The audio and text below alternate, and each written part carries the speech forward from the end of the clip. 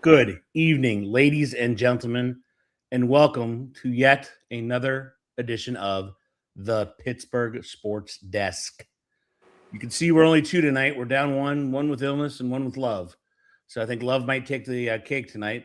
Illness is not going to be with us because there'd be some coughing fits. We'd be some pausing and some muting and some other stuff.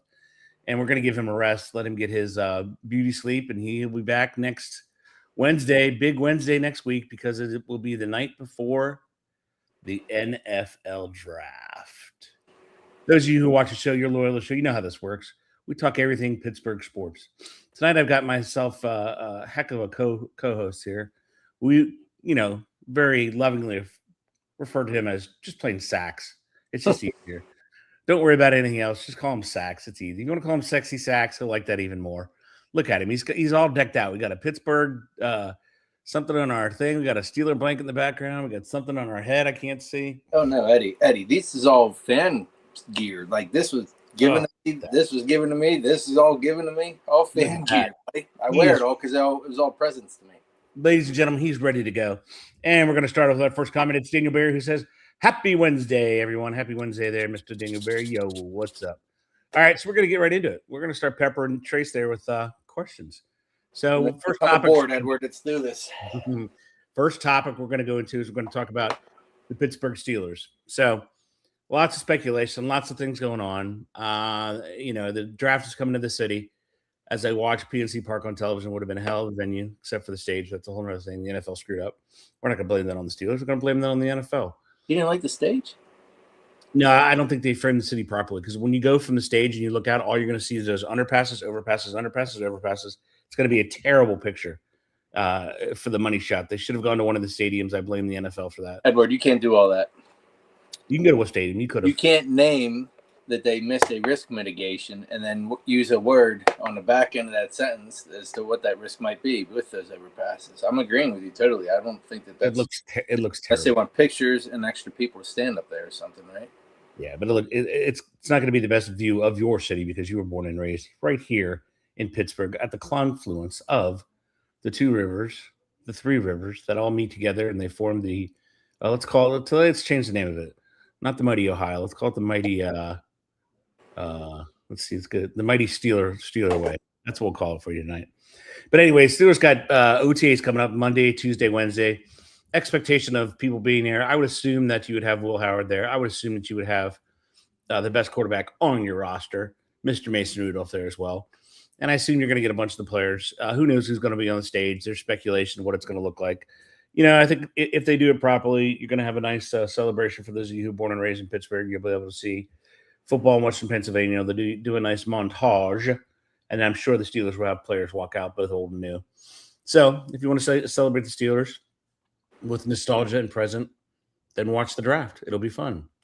But without further ado, there are no more ados left. We're going to get into what the Steelers should do in the draft. We do this every week, but guess what? Next week is the last week, and then we can talk about the actual picks, how they'll affect the team, how it's going to affect the season. So we're going to start, and I'm going to give Tracy the first go at it because he's the fan. I would submit to you that they have to hit on these picks. 12 is way too many. I think if they hit on four picks out of 12, I think that'll be a successful season. What say you?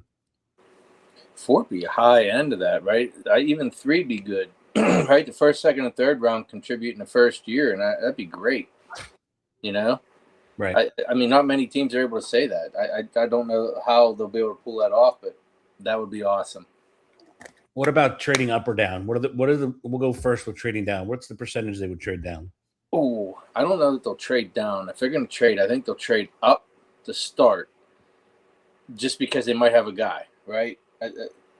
I don't know who that guy is just yet or anything. All of us have our own opinions on that. But then they have the 12 picks. They shouldn't leave there with 12 picks. I mean, 5 of those picks should be traded to do either up or back.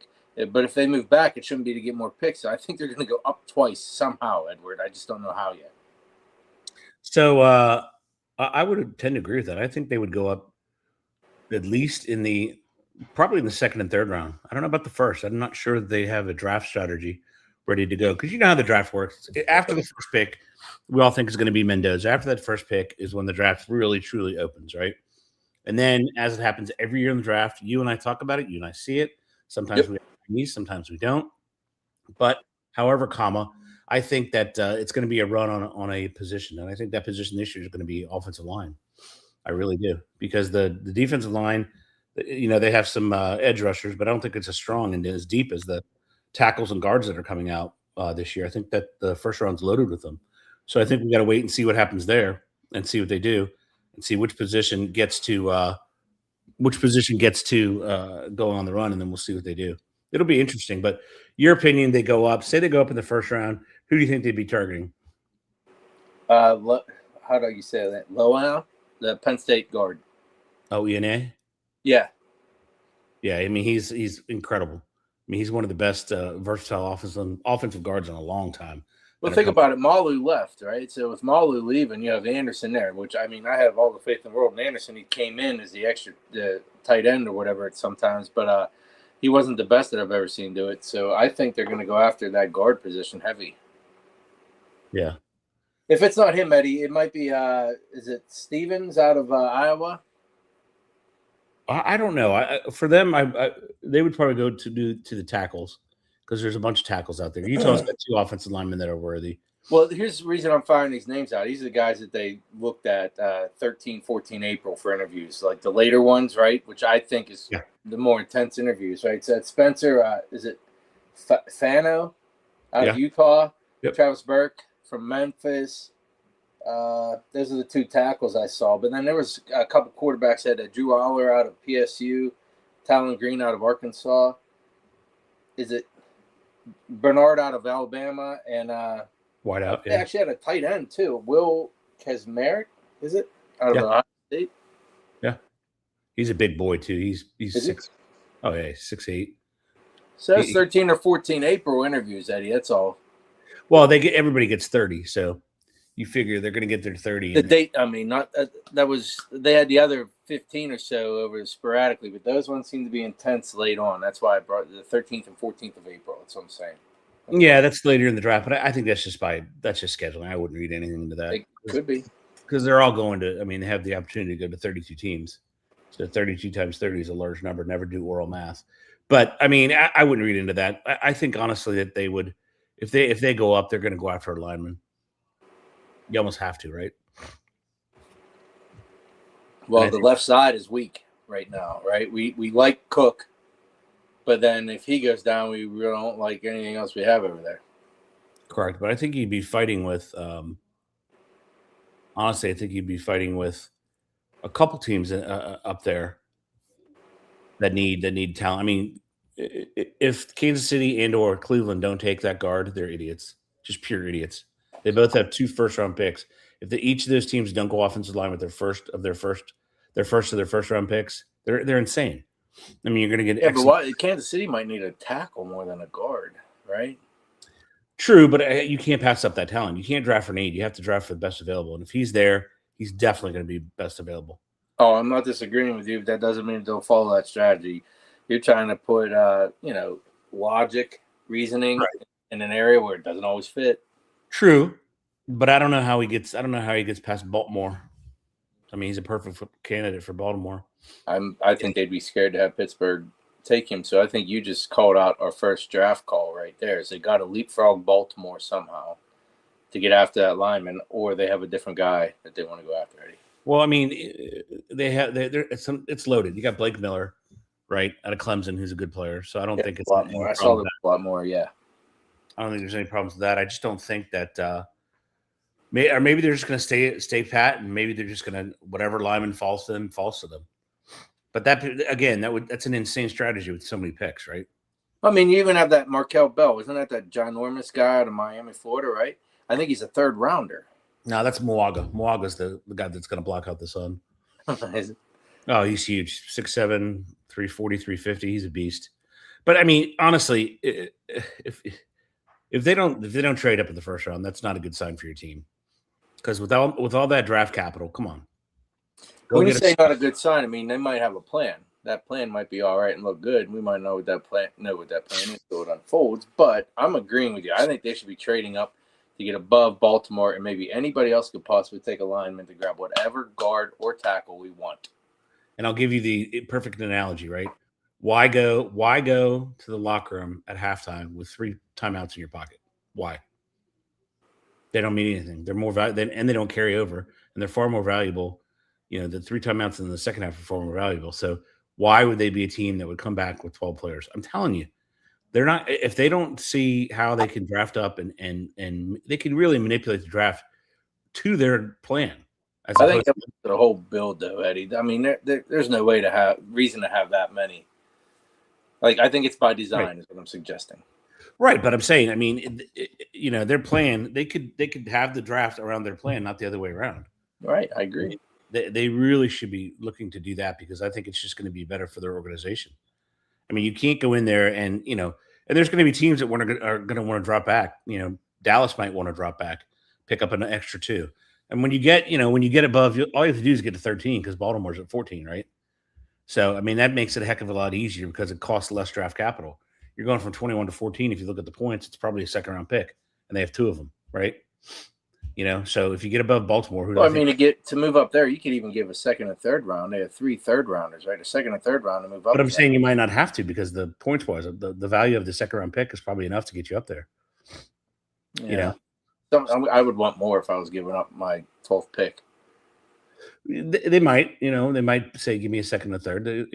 I think it's worthy just because of the fact that you can dictate who you get. And I think that guard is worth moving up for. Not a lot of players are. He's not Broderick Jones. This guy's a thumper. I'm in total piece. Yeah, and the way he moves around on tight end like they do with Williams out in San Francisco. I mean, how scary is that having a 340-pound guy coming at you, on the line? I think they have an opportunity here to help that line because that would help the line if you get a guard like that. I mean, it really would. I mean, with Cook out there too, you got your 5 ready to go day 1 at the OTA. Right now, let's say they don't go. Let's say offensive line is not their position they want. Where do you think they go at 21? Oh my goodness, Eddie! It'd have to be defensive line then, right? With Cam getting old. You'd think, but you wouldn't hold out for a wideout? Not at number 1, no. Not a number 1 overall. You want to do that in the second round? Is what you're saying? Second or third. I mean, it's a pretty deep wide receiver draft. I'm agreeing with you, and I know there's some really good wide receivers out there. I'm not suggesting there isn't, and I'm not saying wide receivers are not worth spending the draft on. I'm just saying that the trenches seem to be the place that we need the most help right now, even though wide receiver – we'd be going after wide receiver 3 for this year or somebody in developmental to become 2 or 1, right? So why is that a priority to take as the number 1 right now? Yeah, I would tend to agree with you on that one. The problem I have is that they still don't know what their identity is, right? Concur. However, with the new coach, the new staff, and these players they brought in, these are not soft, specialist type players, not finesse type. That's what I'm trying to say. Not finesse players. These guys they brought in are they're going to belong here. Yeah, I mean, I'm not as bullish on their offseason as everyone else is. I like the safety pick, but nothing really else interests me. That wide receiver, Pitts, same guy. In his name. His name's Pitts. Hello. Yeah. His name's Pittman, but I think they already have that guy on the team. I just do. I don't think that's going to do anything to. And I think the running back's lazy. He runs when he wants. You're not going to be happy with him. Well, also keep in mind he's competing. He has 2 other guys that are competing for his seat right there, right? So I don't know that they'll be able to take it from him day 1, but you get a guy who's a little bit lazy and whatnot, and it's showing up on film. It's very easy to sit him down. You would think it would be. You really would. You really would think it would be, but I'm not sure. I'm not sure how they're going to play that. I really don't. And I think, and where are they in the second round? They have 53 and what else? I don't know off the top of my head, Edward, but I can actually look right now because I have 2 devices nowadays.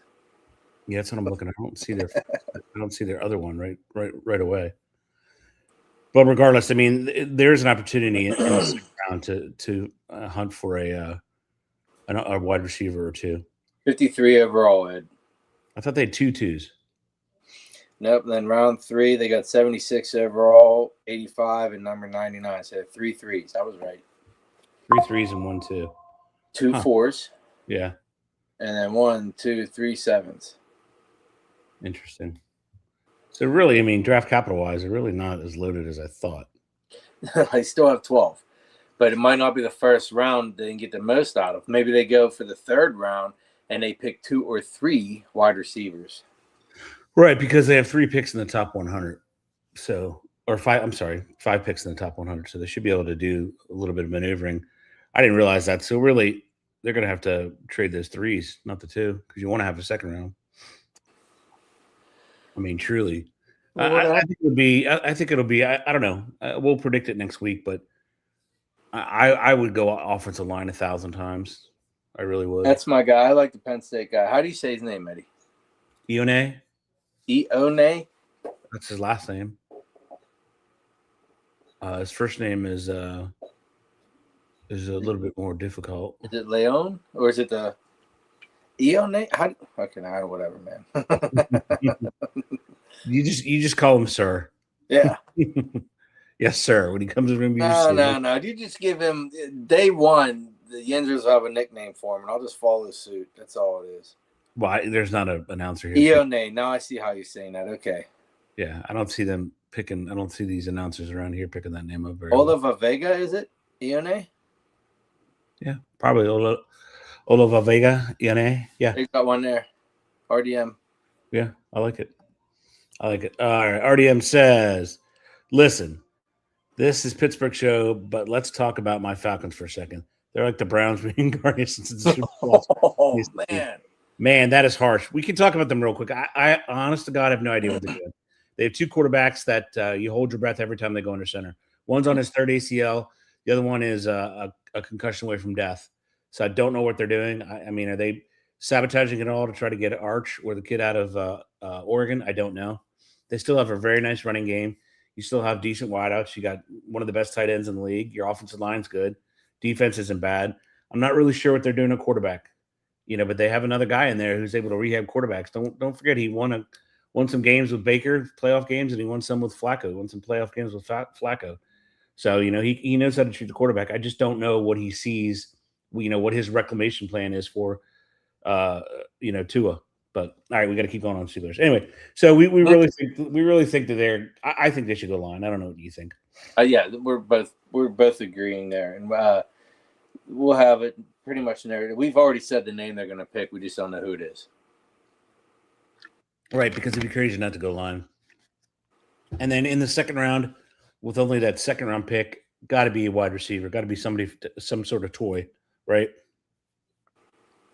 Got to be a wide receiver. And then in the third, or maybe in the second, you get a running back. And in the third, you go for a wide receiver. No, you have to see how it plays out. And then they're going to take a flyer on a quarterback because you only have 2 on the roster. I mean, Ed, I don't think that I'd stop them from getting a middle linebacker or an edge rusher in the second round. RDM 1487 lives in Texas. He says, I live in Texas, and I can tell you Arch ain't like that. Nah, he's 6'4". He's a little slender. I mean, he came on a little bit at the end of the year. I think he still needs to mature, and he's making a crap ton of money from University of Texas. And I don't know that he comes out. It's going to be, heavily dictated by his Cooper and his 2 uncles, because I'm sure they don't want him going to a crap team, just like they didn't want Eli going to a crap team, and he ended up going to the Giants because he was drafted number 1 overall by the San Diego Chargers, but they did a flip-flop. So he definitely still needs to grow into his body. He's quicker than his uncles, but he definitely needs to grow in his body. He says, I think the draft will be sneaky good for wide receivers. I agree. There's a lot of wide receivers in the draft. There's a ton there, man. Yeah, I mean, last time I looked at it when we were doing the draft analysis, we got up to 18 that are names. So, I mean, that you'll know. So, yeah, deep in wide receiver. I think it's deep on the O-line. The only thing it lacks is quarterbacks, which is, ironically enough, is the only position in football that everybody needs, right? Yeah. Right. And it's everybody needs. They say a third of the league has their quarterback. A third of the league thinks they do, but not sure. And the other third doesn't have one. So if you take your team, say the Falcons, they're in the final third. And they have company there. They're going to be there with the Steelers, that don't have a quarterback. But that's just the way the NFL is. For whatever reason. Call already, Eddie. As I'm looking at this here, with all these wide receivers, I'm revisiting just all my thoughts on it from trying to study up earlier. there's enough wide receivers. I don't think the run's going to be there. I think you're right. The run is going to be, it's either on tackle or guard. It has to be one of those two. In the first round, at least, I think that's what's going to happen. Those tackles are going to start flying off the board, and everybody's going to get nervous. Got to get one. Like it always does. Usually happens with quarterbacks, but it lacks quarterbacks. I think the back end of the first round will be interesting because I think somebody will draft up in there. Because if Ty Simpson's available the first overall, the Jets are going to take him in the second round, no doubt about it. But getting back to your Pittsburgh Steelers, so if they come out with like 10 players, it's going to be a joke draft for you. It really is. They should come out of this draft with 5. If you take 6 of those picks, you got to come out with 2 to 3 starters. Have to, no doubt about it. Because when you say starter, contributors, right? You need at least 3 contributors. It might even be one of them as a special teams guy. One comes in part-time. But we really are looking for this first one to start on the offensive line right now, or a wide receiver that starts right now. But they have their 2 wide receivers. That's why I don't think that's what they're drafting. True. And also in the later rounds, they have to get a quarterback because you need 4. So they're going to take a quarterback, either Cade Klubnik or Samuel Dean. Howdy, boys. Am I going to see you in Pittsburgh, especially Sachs? Ooh, I don't know. Sachs. I mean, that sounds like a date there, man. I think I'll be down by there. He'll be down by there. I don't know if he's going to be there on that night, but I guarantee you, if you go on Friday, you might see him if he takes his kids down. Friday wouldn't be so bad. You just got to watch out for the duck on Friday, right, Eddie? Yeah, the big duck's coming. I can't believe that. You think Titans and Cowboys trade? I'm leaning that way. Our GM has stated multiple times that he wants 12 picks in the top 100 in the next 4 years. Well, there's an easy way to do that. Let's trade down. Yep. I don't know. You're going to be sitting there and you're going to have the pick of the litter at number 4. You're going to have the ability to take the number 1 running back, and some people say the best athlete in the draft, in Jeremiah Love. So I don't know how your team's going to do it. I mean, they do need to rebuild, but you have a great coach there. I mean, your defense is going to be top notch, and you got Dayball, who developed Josh Allen. So, agree. You could probably potentially get solid wide receivers later on. Focus on those key skill positions early. And we are arriving Friday, so yes, yes, we should have set something up, man. We should have had like a something there, some sort of stage or something. We should have done that anyway. We're digressing again, but the Steelers. I don't know why you wouldn't have done that, Eddie. That's poor planning on your part. I know. I should have done something better. I blame myself. So Steelers probably should focus on the line, but worse things, better things have happened. Good things have happened. Bad things have happened. It's just a draft. It's a weird thing. You prepare the entire offseason for the draft, and yet when it comes up, you have 8 minutes, and suddenly people lose their mind in 8 minutes. It was 10 minutes last year. Now it's going to be 8 minutes. Thank God, because 10 minutes was just ridiculous. But somebody's going to lose their mind. Somebody's going to draft up or down, and then all hell is going to break loose like it always does. You just have to figure out what pick that is, and if your team's ready to move up or down, is all you have to do. So it's going to be fascinating. The Steelers probably should stay line, but who knows? Knowing the Steelers, they'll probably go all. They'll probably take Concepcion or the kid out of USC at wide receiver, even though they don't have a quarterback. But I think in the late round quarterback, I think they'll go for a Garrett Nussmeier or a Cade Klubnik. What do you think? I don't know. I've never seen those guys in action, man. They're both athletes. They both can play. Both were hurt this year. What was missed a ton of time. There was that one guy I sent you. North Dakota State. Yeah, that guy. Is that one that you mentioned there? No. Cade Klubnik is Clemson and Nussmeier's LSU. No, I like the North Dakota State guy. That is an athlete. That guy, he could contribute on like a special teams right away or something. The only problem, though, is they don't play anybody up there. That's the problem. You come down to the SEC, and Nussmeier's got experience in the SEC, and to a lesser degree, Klubnik's got a lot of experience in the ACC. But, I mean, stranger things, again, have happened. You are referring to somebody that would play actually quarterback for them, and I'm talking about just an athlete to have on the team. Well, if you're doing that, go get Pavia. He's a hell of an athlete. Oh, in the late round. I mean, that guy. Yeah, he'll be there. Trust me, all those players will be there in those late rounds. I mean, there's no doubt about it. All right, so Steeler Talk, we did pretty good, only 25 minutes. So now we're going to transition and just imagine transition music in your head. And we're going to talk about the team that plays on the ice, the Pittsburgh Penguins. They finished the season at 98 points, only 40 wins, though. You guys got a bunch of those ties, 16 of them. So 40 wins, 98 points. What's that? Not from shootouts. No, but you got the loser point. I know, but if they would have won shootouts, they would have done a lot better. Yeah, but they didn't. I still think they should go to international scoring. But again, that's just me. It is just you. I know. I'm the only one who wants that, but the whole world does it. IOC does it. So you get 3 points for the outright win. You get deuce for the win in the shootout, and you get nothing for a loss, which is perfect. Nothing for a loss. But anyway, so the Penguins are coming up. They look as if they're relatively healthy. I think the biggest question mark with the Penguins right now is going to be goalkeeping because I don't think they're very strong there. And that's really what you need. You need a hot goaltender to take you through the playoffs. Skinner, obviously he has experience, but they don't have anywhere near the firepower that Edmonton has. Not even close. I mean, Edmonton has so much firepower. And he got him to Game 7 twice. But, you still got to score and you still got to do all that fun stuff. But I think that they come against the Flyers. They're both tied at 98 points. And the Penguins did get the home ice, right? Even though the Flyers had more wins, more regulation wins. I don't know. I didn't see. I didn't either. I think they got the home ice. I don't think it'll matter, Edward. I don't think that I'm putting a bunch of stock like you guys are in the Penguins. I'm just not. I've seen them play all year, and their goaltending is not reliable whatsoever. I think that's going to be. Philadelphia isn't any better. No, we're not talking about Philly because this is a Pittsburgh show. I know, but the team they're playing is not any better, so it's a crapshoot either way. Is my point. It's a crapshoot. I think. I think if we start and we focus on the defense, pick apart the defense of the Penguins. I think they have two offensive defensemen that dominate the defensive pairs, right? In Carlson and Letang. So I think they start there. Those two running the point on the special teams, and then really they're not true home defensemen, right? So you don't really have those home defensemen that are going to knock the snot out of people and clear those lanes in front of Skinner. Well, they got a couple. I can't remember the names off the top of my head right now. They got a couple boys with some size and some grit there now.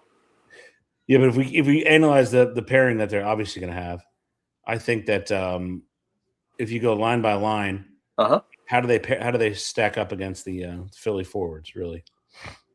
Because you got Pittsburgh. We'll go over their defensemen real quick. You got Carlson, Letang. Carlson and Letang aren't always on the ice together. I know. Your big boy is Graves. He's a big boy, 6'5". Telling you, I'm not lying to you. St. Ivany, I don't know if he's coming up. I don't know if he's still in there. But you got a Belarusian, Ilya Solyov. Bad. It's going to be interesting. I mean, you're going to take the age of – because the Flyers are young. The Penguins are not. They are old. And you got Skinner in the net. The Pens are old, but they've almost rebuilt with the three guys that are old around them. I like it, Robin. Yeah. Skinner is good enough. Pens beat Philly in 5 games. Skinner's good enough. Silvas is not reliable. I'm going to take the great Mr. Colonel retired Robin Simmons, and I'm going to say I don't think it's 5, buddy. I think this goes 7. It goes 7, and whatever goalie is hot. It goes 7 games. I don't have faith in either of the goaltending, and I think that just makes the series too hard to predict. And I'm not calling it 6. I'm calling it 6, Edward, and I think that Carlson still does his thing and controls it. He's been in fuego. I know Philadelphia's been one of the hotter teams in the last couple months here, right? I can't remember exactly when, but they're one of the better teams right now winning, but I don't think that's going to hold stock. The Pens actually have some experience in the playoffs, and it's a totally different game. I hear you on that. I don't think they have that mystique anymore. They're just too old. No, I'm saying game 7, and you flip a coin. The teams are evenly matched. You got a strong youth versus a mixed team. I'm not sure that Dana Ovechkin plays defense. Yeah. What are we talking about now? Not accurate. We can't bring up other teams. We have to self-scout. We have to talk about your team, your Penguins. I think it goes to game 7, and I think honestly you flip a coin. because I don't have the faith. I've seen them play too much. I've seen them, fall flat on their face far too much this season. I think the close enough games, and Philly's going to be in Philadelphia is going to be just crazy. It's going to be maybe like the old days in Philly, the jungle. Welcome to the jungle. So I don't think it's going to be as clean cut as you guys think it is. I say Game 7 and you flip a coin because just like when Zegers tried to make Clifton flinch and he failed. Like he said flinching and the Penguin didn't move. Yes, that was a great play. But if you look at the season, you have to, miss action, Eddie. I don't care what they say, what they chant, what they do there. I think it's Philadelphia, and I think we're going to be all right against them. Believe me. Bring it on. There's no bone in my body that roots for Philadelphia. They're terrible. I just think this matchup is much closer than you guys think it is. I think it's going to be fun and spirited to watch. I just think that the Pens experience will come through even if Gino has a game of a meltdown or two. I think that if you look at the season series, I'm sticking with mine. I'm going Game 7 and flip a coin. I like Game 6. I think they're going to do it in 6, which it doesn't matter if they're home or away. I don't know how we have to look at the 43 wins for the Flyers. It's like it's great, Eddie. Although the Flyers have more losses, because of all your ties.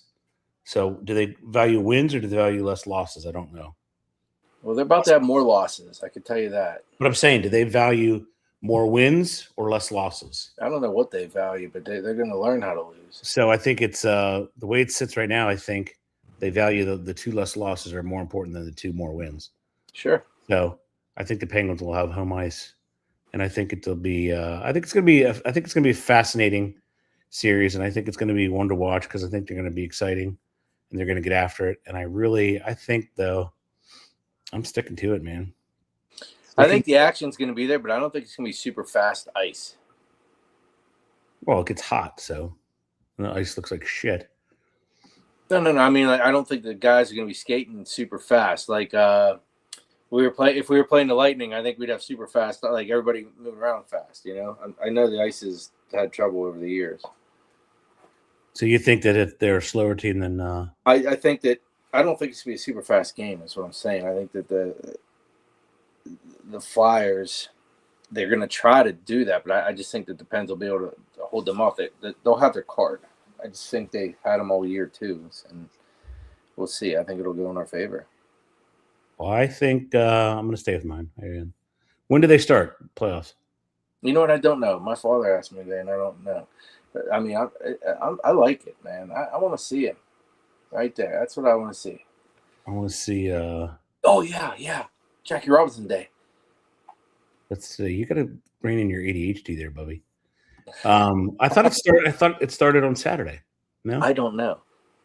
But I was. Oh yeah, and what was on the screen then? This is Jackie Robinson Day. We're not there yet. Do you think it's good that every player has to wear a 42 today? Billy McDougal. I think it's an awesome tribute to the guy who broke the color barrier. So I think it's a great tribute. Trace? Yeah. Yes. I don't know why we don't do it for more players and whatnot too. For maybe not everybody the same number one day. I think that's unique to Jackie Robinson, right? By his team and what they did for him. But like putting things on their hats for players and whatnot, yeah.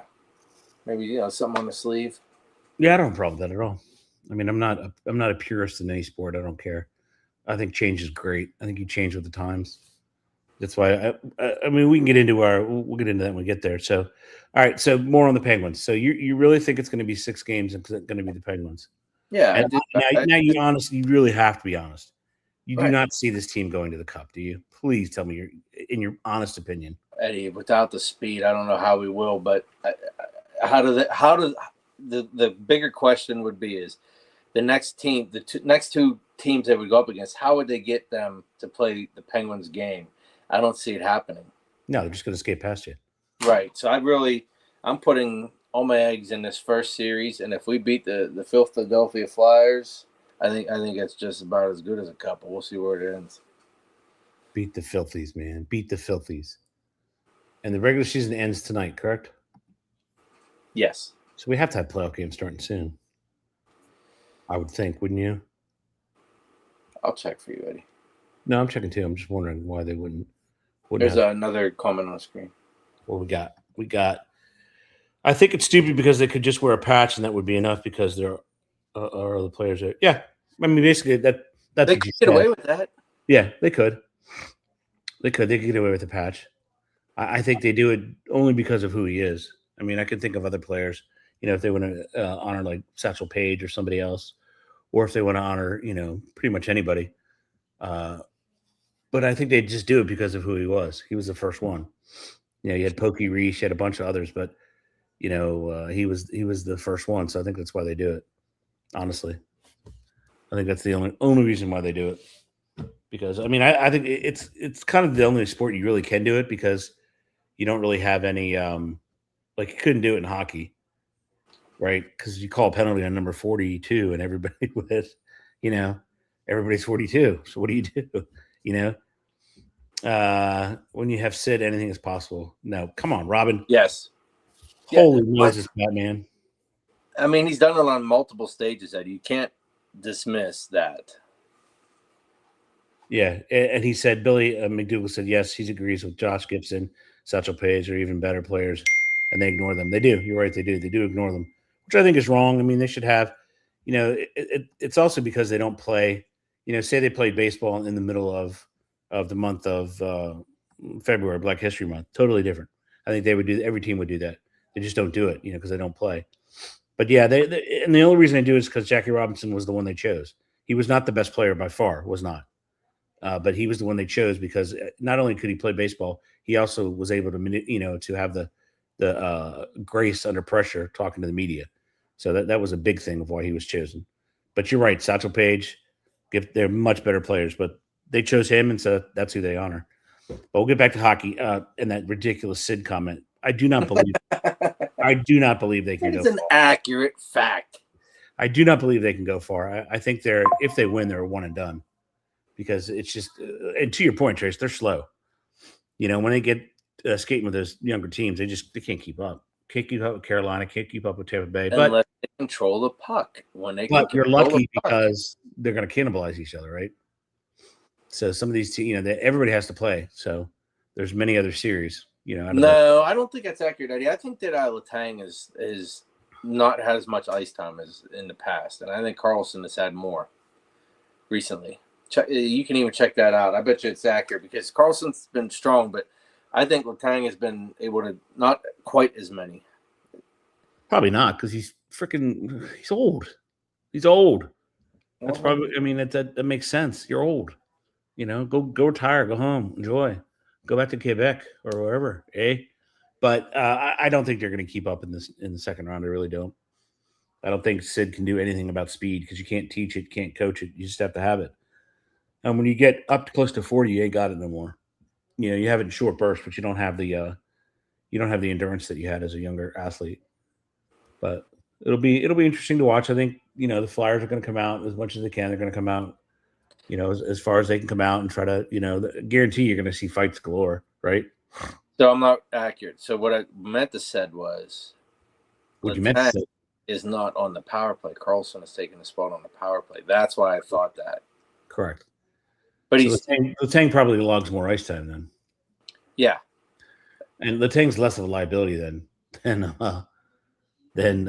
Carlson is. Carlson's a liability on defense. That's why he's on the power play and Letang's playing the defense about 2 minutes more a game. Yeah. But I noticed that I just didn't have I didn't keep track of it enough to talk way indulgent about it, I guess.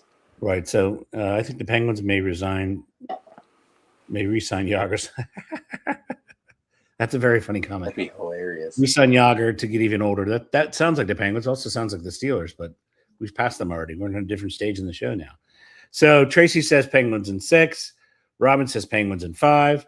I say it goes to game 7 and you flip a coin. Whoever's hot that night's going to win.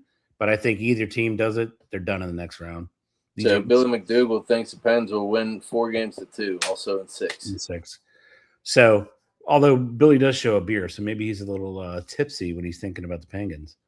But either team, I think this series in a one and done. In a one and done team in the next round. Neither one has the goalkeeping to take them farther. is what I think, because it is goalkeeping. That's all it is. Do you think they'll retire number 87 one day like they did for Gretzky? Ooh, I don't know. I don't know. I don't think Sid had the same impact as Gretzky did, taking the torch from Gordie Howe. I mean, that he really took the torch from Howe and got the NHL into the next century, with playing. So I don't know. Don't know. And Mario did kind of save the organization. They got us into this next. Yeah, but I mean, obviously the team will retire the number, right? The team's going to retire his number, obviously. But NHL, I think you have to have a broader impact on the game itself. I mean, the rivalry he had. You don't think Sid has been the face of the NHL for quite some time? No, I didn't say that. I don't think he had the impact that Gretzky did. I don't. I mean, he came on a team where he was the second best player, right? You guys tell me that all the time. He's the second best player. Ovechkin and Sid saved the NHL is what I read. I mean, you could argue that like Bird and Magic saved the NBA. I don't know that. I just think it was a good rivalry. I mean, Connor McDavid's the best player on earth. There's no doubt about it. Everybody can whine and complain that he doesn't have a cup, but he does so much more than everybody else. He's one of the best players ever that I've seen. Individuals I've ever seen on the ice. He is he's the fastest I've ever seen. The best player I've ever seen. Wow, he's fast. I've ever seen in person, and I've ever seen on television. Wow, he's fast. I've never seen anybody who can handle the puck like that. Never in my life. Is that right, Goldfish? Remember that from The Guardian? He's fast. Is that right, Goldfish? Is that right? All right, so we have our predictions. I think. What does he say? I think McDavid was stupid to give Edmonton. Oh yeah, no doubt. Totally, 100% agree. He wasted 2 more years there. Yep. Yeah, wasting 2 more years of his life. 100% agree with you. I think McKinnon. I don't know. McKinnon's awesome, but I think McJesus is where it's at. If we're doing it, I'm taking McJesus. Love the Guardian reference. Of course he does. He's our age. That's why he loves that stuff. He loves it. All right, so now the time to transition yet again. We're going to transition to the other team that plays in town. Well, we might even have time for the Riverhounds. But anyway, we're going to talk about the Pirates. So in the office today, I was talking to the office mail person who runs, we'll call him the Postmaster General, Justin Pedersen, the Postmaster General. And we were talking very briefly. He's more in-depth and more well-read on the Pirates' nightmare of a bullpen than I am. But it's obvious. They sit at 10-7 now. They're really, they're winning tonight 2-0 or 2-0, sorry, 2-0 against the 8-7 or 8-9, no, 7-9, 8-9, 8-10, 8-10 Washington Nationals. But their bullpen is going to be an issue all year. That's why this team, they got to go get their starting pitching is probably, what would you say, Trace? Top 15? I'd say more than that, Eddie. I think that they're missing that one left-hander that puts them in the top 10. A left-hander puts them in the top 10.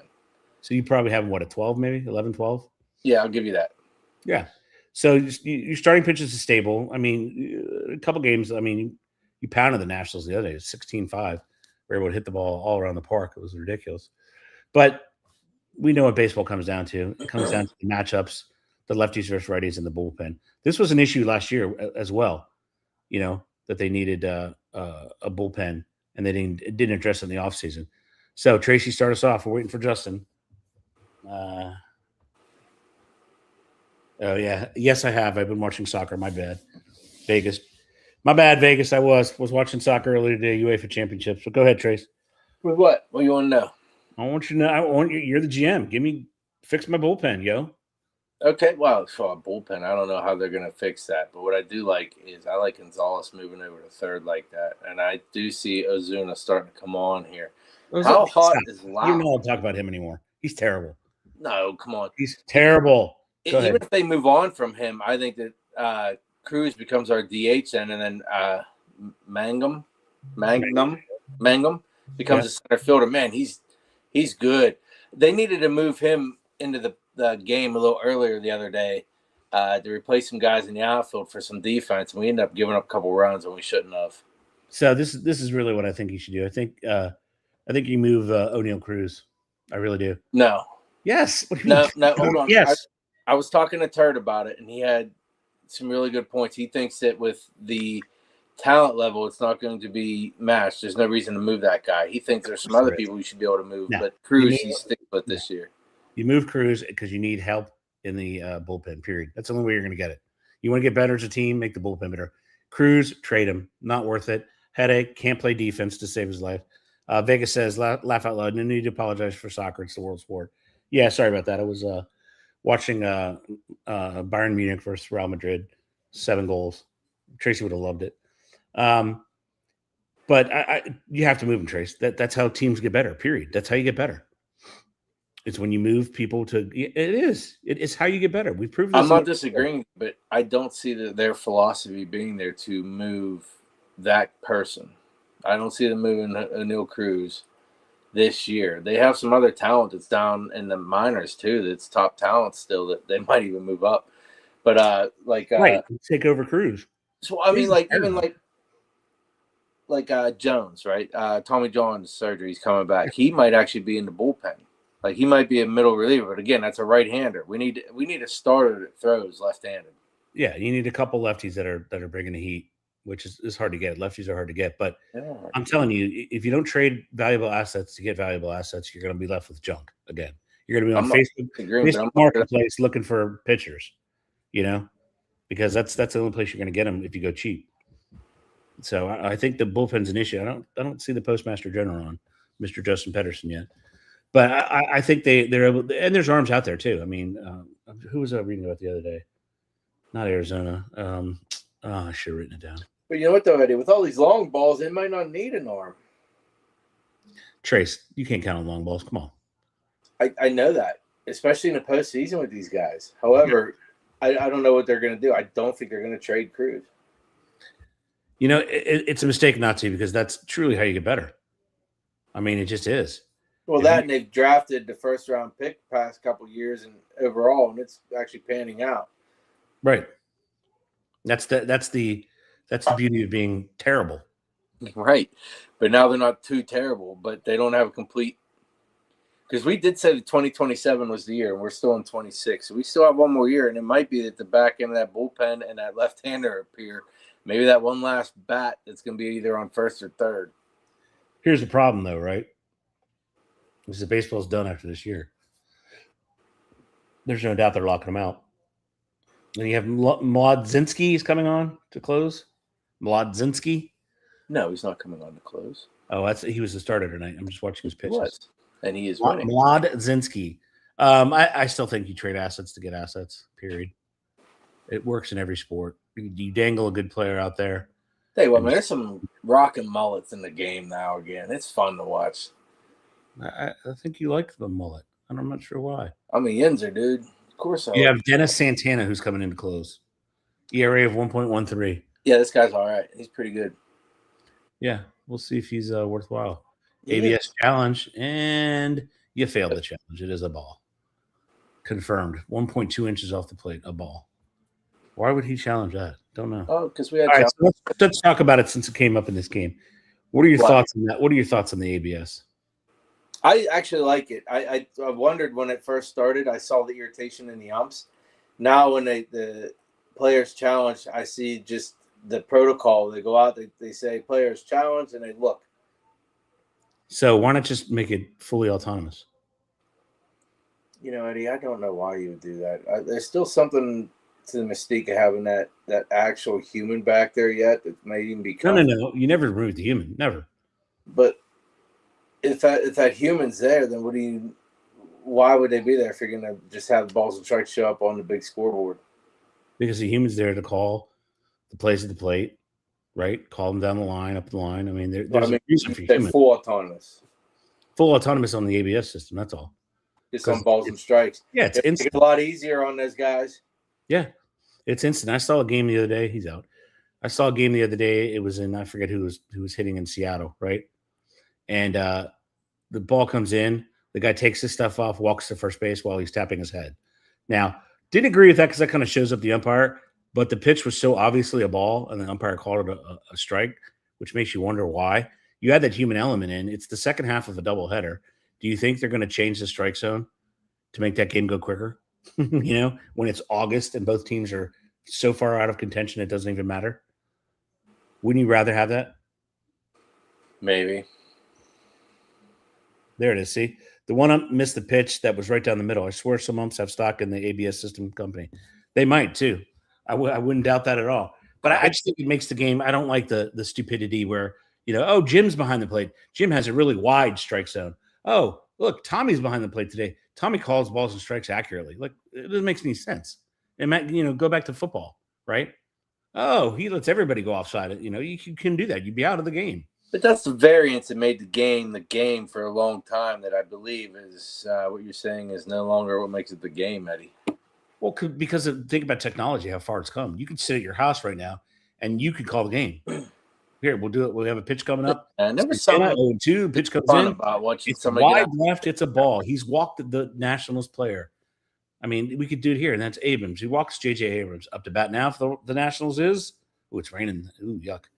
Up to bat now for the Nationals is so-and-so. Santana, he goes to the windup. We could do it here. That's what I'm saying. I mean, it's that crazy. That's why I say just go with it. If you're going to have the ABS, just go with it. It calls everything. Balls and strikes. Otherwise, what the hell is the purpose of doing it? They're going to play this game. They're not going to do anything with the rain delay. That's interesting. I would call it. I mean, you could, right? Because it's past 7. Yeah, and he's a ball high right. I mean, see, we can do it. Anyway, I like the ABS. I think it should stay there, but I really think the Pirates need to move aggressively. And they should, if they're actually serious about baseball in Pittsburgh, they do it way before the trade deadline. I do want to remind you they are in first place right now, but what me and you are talking about is moves that they're going to make to go deep into the playoffs. Well, they have to make the playoffs first. This will help them make the playoffs. I mean, that's the first thing. You have to make the playoffs. That pitch is in the dirt, and that dummy swung at it. Barring 2 of these starting pitchers going down, I think they have a decent enough team with these bats that they're 10-7. Be there.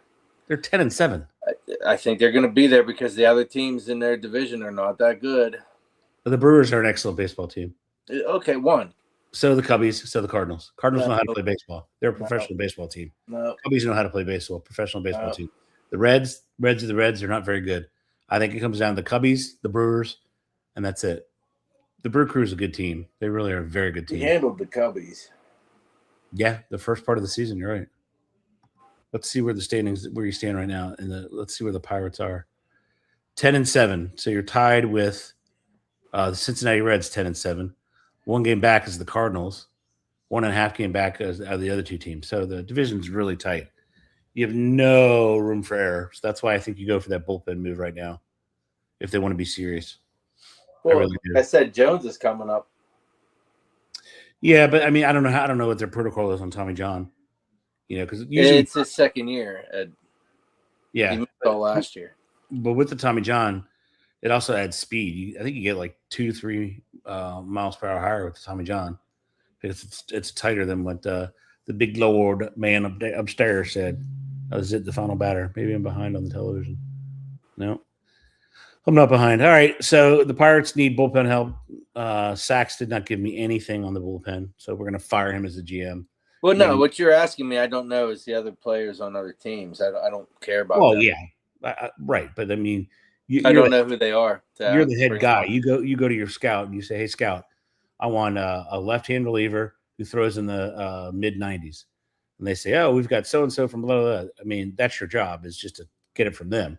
But if you got that from them, I would still trade Cruz. I just would. He's a liability. I'm not disagreeing with you, Eddie.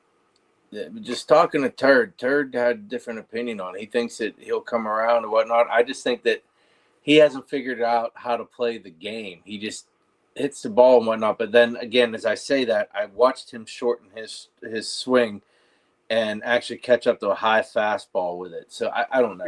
In the outfield, he seems to be struggling. How old is it? At the plate, he seems to be doing okay. You got to be 28, right? Yeah, I think that's right. I think so. When the hell is he going to learn how to play the game? That's what I'm saying. Like, where else? Why not just make him the DH at this point? Well, you might have to. You're right. I mean, but then if that's the case, then you got to move Ozuna. And if you move Ozuna, you're not going after a pitcher. You're going after a backup outfielder. Yeah, he's 27. You need Mangum to play center then. Yeah, he'll be 28 this year. I think the experiment's over, dude. It's over. I think you trade him. I mean, you did the same over. You ton in the ball right now, right? Yeah, but you did the same thing with starting Marte, who's kind of a similar player. You got rid of him. You know, that's why I think in order for them to be competitive, they almost have to get rid of it. We got rid of Bobby Bonilla too. Man, he got one over on the Mets, didn't he? Yeah, that day's coming up. That's coming soon. Yeah. All right, folks. So we sit here at we gave ourselves a healthy 5 minutes to talk about the European sport of football and the local team, which is the Pittsburgh Riverhounds. They are in the U.S. Open Cup, and for those of you who don't know, the U.S. Open Cup is open to any level of soccer, professional soccer in the United States. So the Pittsburgh Riverhounds traveled to take on MLS New York Red Bulls, and currently they are getting their ass handed to them. It's 3-0 Red Bulls. So I think it's safe to say they're out of the U.S. Open Cup. Luckily, they have the Jägermeister Cup, which is a fun one, and then they have the regular season Jägermeister Burger. So they have the Jägermeister Cup coming up. I think they're sitting okay. They had a tough loss to Birmingham. They face Indy 11. This did he send that out of here? No. Warning track power. Game over. So that gives you 11 wins there, Trace.